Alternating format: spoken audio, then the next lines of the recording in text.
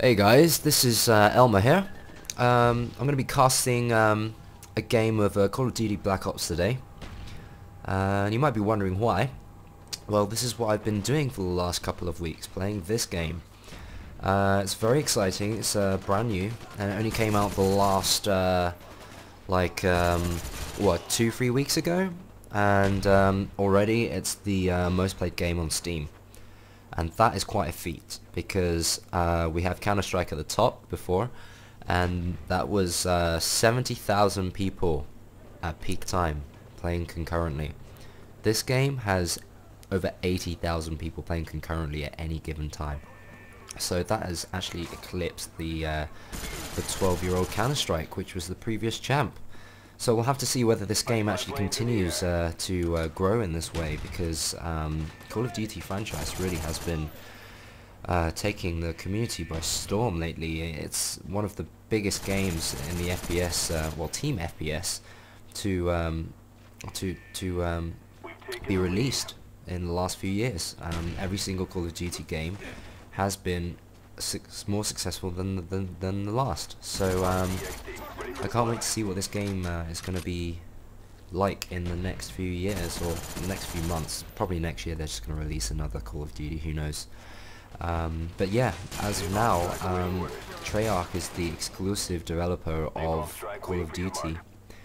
And that was due to Infinity Ward basically leaving Activision and starting their own development company.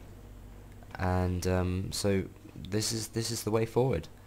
Personally, I've been really enjoying the Treyarch game so much because a lot of people have been complaining about issues like lag, you know, like noobiness of the game. I really don't see that, because having played Modern Warfare, the first one, which is considered to be, you know, one of the best in the kind of the recent Call of Duties.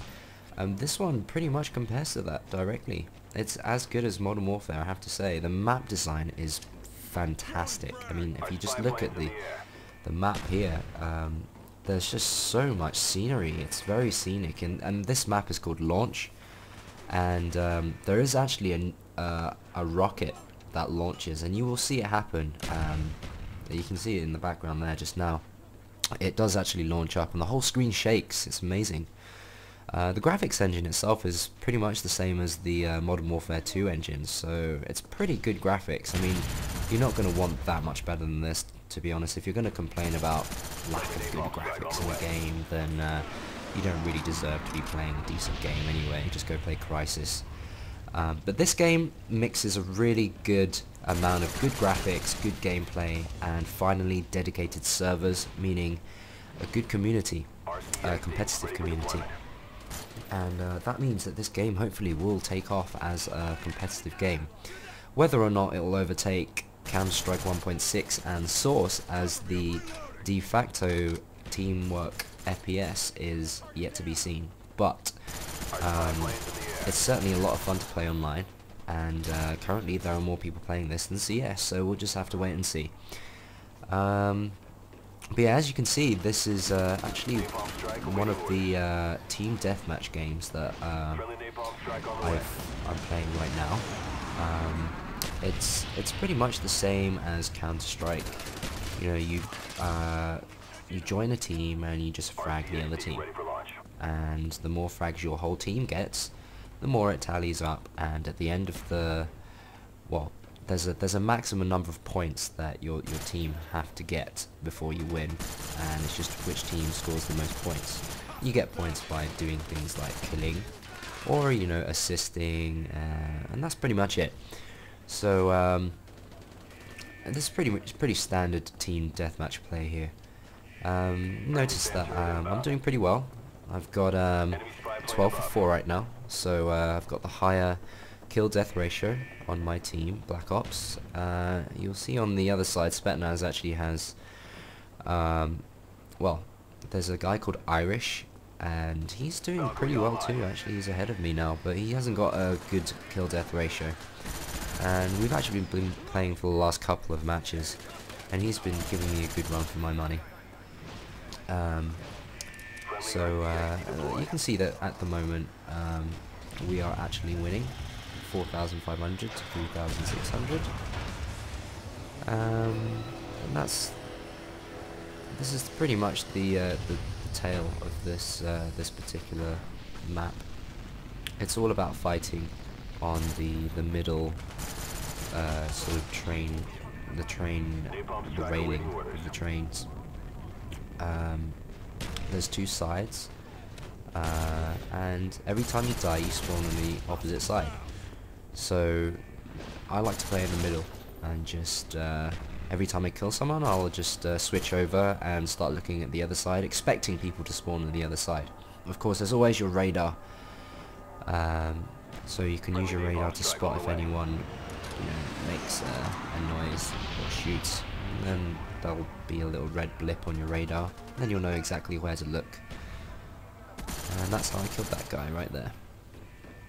So just like all the other Call of Duty games, aiming down the sight makes your accuracy better, but you can always shoot without aiming down the sight, but it's a lot less accurate.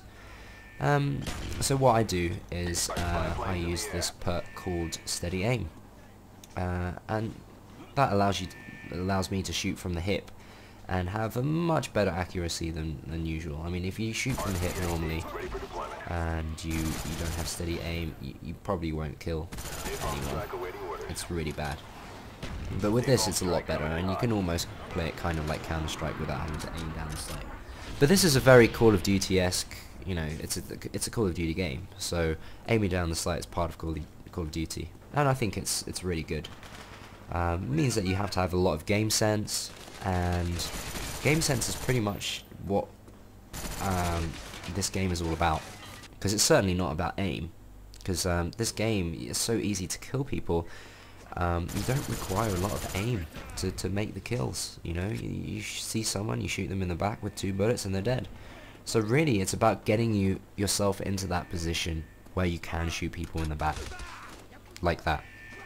So having a bit of game sense means that you understand about your surroundings and you're playing your positions really well, meaning that you're kind of zoning your positions. You know exactly where your enemy could be because you keep moving around and checking all of the positions, and staying in a really strong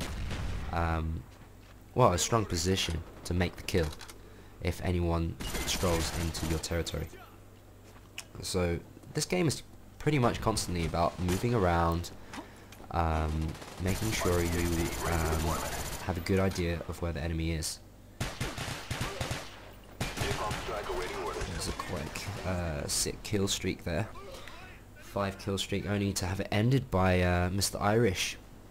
Let's see what the score's up to now. Okay, so 27 for 8. As you can see, he's pretty much level with me actually, 27 for 23. He's died a lot more times, but actually he's got a higher score than me. He has, 4 assists and I only have 2. And he's making just as many kills as I am, so he's doing really well. Unfortunately, he's just on the losing team, so that's what's costing him. But as you can see, it's a very, very fun game to play, and I prefer this far more than Modern Warfare 2. I never was a particular fan of Modern Warfare 2. I mean, how could you try and make Modern Warfare 2 any better than Modern Warfare? It was pretty much the perfect Call of Duty for me in the first place. And of course now we've got these interesting kill streak rewards. This is the RCXD, as you saw earlier. It's actually quite fun to just drive around. What you do is you just drive it into someone, and they'll try to shoot it, and if they kill it then you can't do anything, but if they can't you can drive it up to them and make it blow up.